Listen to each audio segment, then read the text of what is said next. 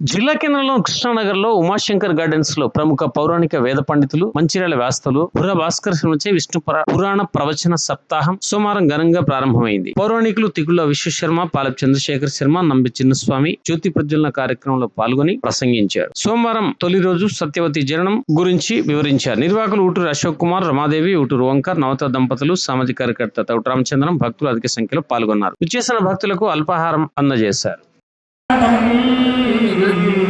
భజే భజే తవ పాదం భక్తాది కోమలములు ప్రధాసి సాక్షాత్స్మరి అవలక్ష్మి సత్యలక్ష్మి అవవన అవతారం సోదరం ధారం ధారం రామేశం అవశాతార్ అవస్థానార్ అవతారార్ అవక్షాతార్ అవభాతార్ వాధాతార్ సర్వం పాహి భయంద తమామే స్మృతిమయ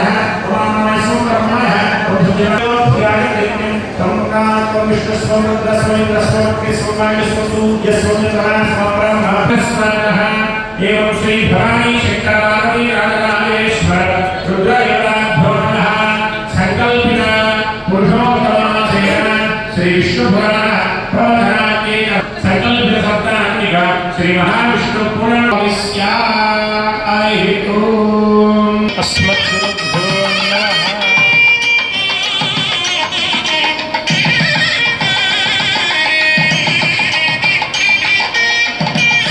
मानोजगं श्रीर्जातमेदो गावस्वं पुरुषं जगत् अभिद्रुतघ्नागैष्यामा परिपादया ता उद्धे प्रस्वजादशा तामग्निवर्णां तपसा ज्वलन्तीं वैरोधनीं कर्मबले दुष्टा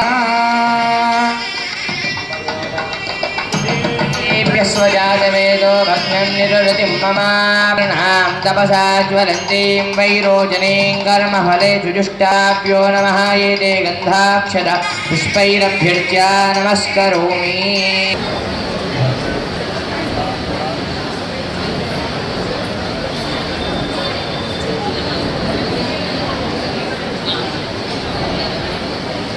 ఆత్మరూపం సత్యసంతం పరాయణం శాంతం జితేంద్రియం కోదం. అందరికీ కూడా నమస్కారాలు తెలియజేస్తూ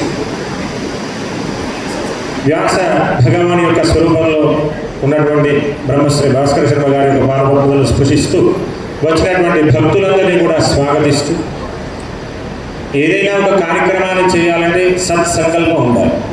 అంటే మనస్సులో మంచి చేయాలనే ఆలోచన ఉంటే మనం చేసే ప్రతి దాంట్లో భగవంతుడైనవాడు మన వెంబడి ఉండి మన నీడ ఎలాగైతే మన వెంబడి వస్తుందో అలాగే మన వెంబడి కూడా భగవంతుడైనవాడు ఉండి మనల్ని నిత్యం కాపాడుతూ ఉంటాడు.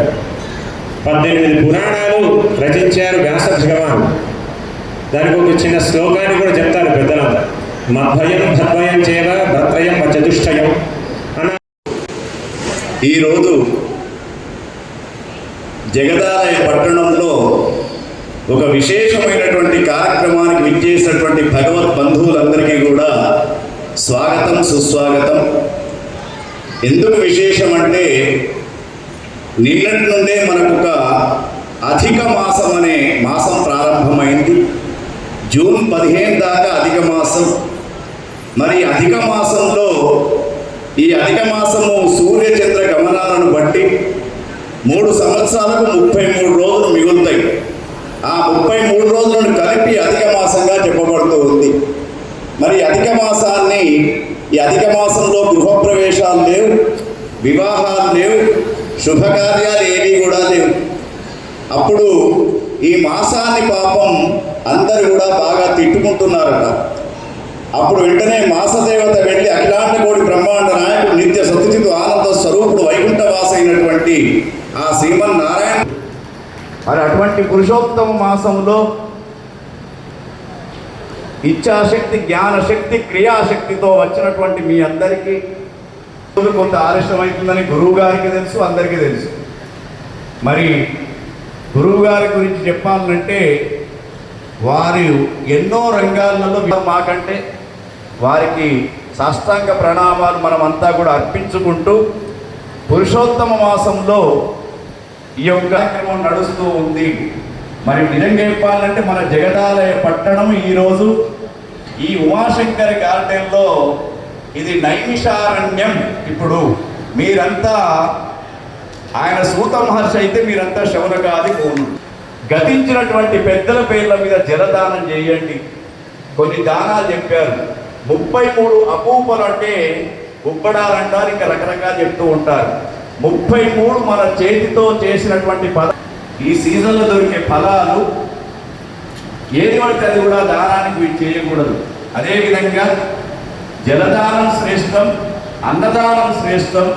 అదేవిధంగా ఈ యొక్క మాసము జూన్ 15 దాకా ఎటువంటి శుభకార్యాలు అనేది మన యొక్క పూర్వజన్మ సుకృతం. అటువంటి ఆయన వయస్సుకు గౌరవం ఇస్తూ దయచేసి పురాణం ప్రారంభమైన తర్వాత కర్ణపిశాచ అయినటువంటి సెల్ ఫోన్లను సైలెంట్లో పెట్టండి. లేకుండా ఇది అష్టాదశ పురాణాలలో భగవంతుడైనటువంటి శ్రీమన్నారాయణ యొక్క విశిష్టతను, విష్ణు భగవాన్ యొక్క స్వరూపాన్ని అనేక విషయాలు వారు చెప్తూ ఉంటారు. ఆ విషయాలను విని ఇవాళ విన్నటువంటి వాళ్ళు రేపటి వరకు కనీసం 5 నుండి దొరుకుని రావాలి. ఈ హాలు సరిపోకూడదు. పరబ్రహ్మ స్వరూపం ఒక కలశ రూపంలో ఒక ఆరాధన చేసుకుంటే సాక్షాత్తు వ్యాసుని రూపంలో వచ్చినటువంటి ఒక విష్ణుమూర్తి ఇక్కడ కూర్చొని ఉన్నారు. వారి యొక్క దివ్య చరణాబ్జములకు శతద సహస్రద వందనాలు సమర్పిస్తూ నాకు ఇచ్చింది 2 నిమిషాలు. తినబోయే ముందు పండు రుచి ఎందుకని మనం వినేటువంటి యొక్క భగవత్ కథను వినే ముందు దాని గురించి మనం తెలుసుకోవడం మనకు ఉన్నటువంటి ఒక పరిజ్ఞానానికి పరాకాష్ఠ. అయితే ఇప్పటిదాకా చెప్పినారు పెద్దలు మలమాసం అనేది తిథివార నక్షత్రాలు ఏవైతే ఉన్నాయో వాటి యొక్క గణన రోజులలో తిథులలో మారి అధికంగా వచ్చింది కనుక ఎవరిని సేవిస్తే, ఎవరి దివ్య చరణాబ్జములు పట్టుకుంటే మరి అటువంటి మాసానికే అంటినటువంటి ఒక మాలిన్యం పోయిందో, ఎన్ని జన్మల నుంచో మనం జన్మనెత్తుతున్నాం. అన్ని జన్మలు ఎత్తి చివరికి మానవ జన్మ ఒకటి ధరించారు.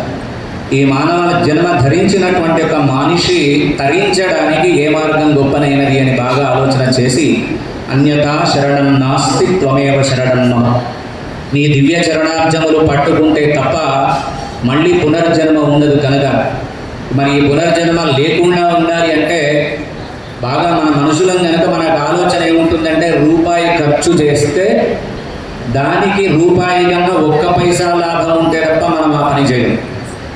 మరి అటువంటి లాభం పొందాలి అంటే 365 రోజులలో 12 మాసాలలో 27 నక్షత్రాలలో 7 వారాలలో ఎక్కువ పుణ్యాన్ని ఇచ్చేటువంటి ఒక మాసం పురుషోత్తమ మాసం. అధికస్య అధికం ఫలం అని పెద్దలు చెప్తూ ఉంటారు. రహస్యం కూడా చెప్పిందండి జ్యోతిష శాస్త్రం. ఈ పురుషోత్తమ మాసంలో ముహూర్తాలతో కానీ, రాహుకాలంతో కానీ, వర్జ్యములతో కానీ ఏ సంబంధము లేదట. చేసిన దానివల్ల దివ్యమైనటువంటి ఫలితాన్ని మనం పొందుతాం. కేవలం సత్కర్మ తాను కష్టపడి ఏర్పాటు చేయవలసినటువంటి పనుల కర్త కాళికా జీవ ప్రేరకశ్చను మొదక చత్వారి సమభాగిన దుష్కృతే సుకృతే జీవ. ఈ పని చేస్తున్నటువంటి వారు, చేయడానికి కారణమైనటువంటి వారు, చెయ్యమని ప్రోత్సహించేటువంటి వారు, చేస్తుంటే చెడగొట్టకుండా చూస్తూ ఊరుకునేవారు, ఈ నలుగురు కూడా ఈ పుణ్యం చేసిన వారితో సమానం. ఏదో వచ్చే పుణ్యంలో భాగం పంచుకోవడం కాదండి.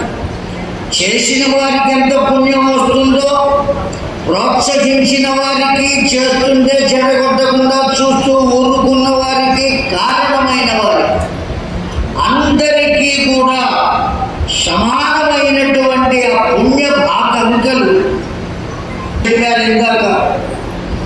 ఈ పురుషోత్తమ మాస ఈ విష్ణు పురాణం వింటూ ఉంటే మనకు అనిపిస్తూ ఉంటుంది భాగవతం వింటున్నట్టే ఉన్నదే అని.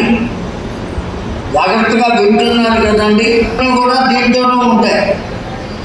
కాకపోతే భాగవతంలో చెప్పబడినటువంటి విషయాల కన్నా విష్ణు పురాణంలో ఇంకా ఎక్కువ విషయాలు చెప్పబడతాయి, మహత్తరమైన విషయాలు చెప్పబడతాయి. ప్రహ్లాద చరిత్ర, ధ్రువ చరిత్ర ఇవన్నీ భాగవతంలో ఒక రకంగా ఉంటే విష్ణు పురాణంలో ఇంకొక రకంగా ఉంటాయి.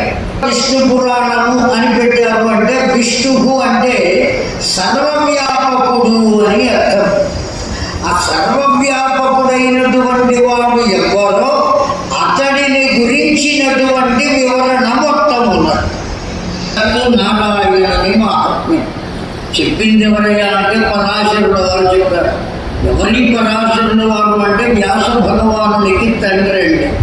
సామాన్యమైనటువంటి వాడు కాదు పరాశరుడు. వ్యాస భగవానుని పొందాడు. ఎట్లా పొందాడు అంటే ఎవరి ద్వారా పిల్లవాడిని పొందాలో వాళ్ళ ద్వారా పొందాడు. వాస్తవానికి వ్యాస భగవానుని తల్లి ఎవరండి? ప్రారంభమైన గంధం వచ్చింది అంటే దాని వెనుక ఓ దివ్యమైనటువంటి చరిత్ర ఉన్నది. వాస్తవానికి చేపలు పట్టే పోయవాని కూతురు కాదు, గుర్తుపెట్టుకోండి. ఆ సత్యవతి అనేటువంటి పిల్ల పోయవాని కూతురు కాదు. ఒకానొక సందర్భంలో వసురాజు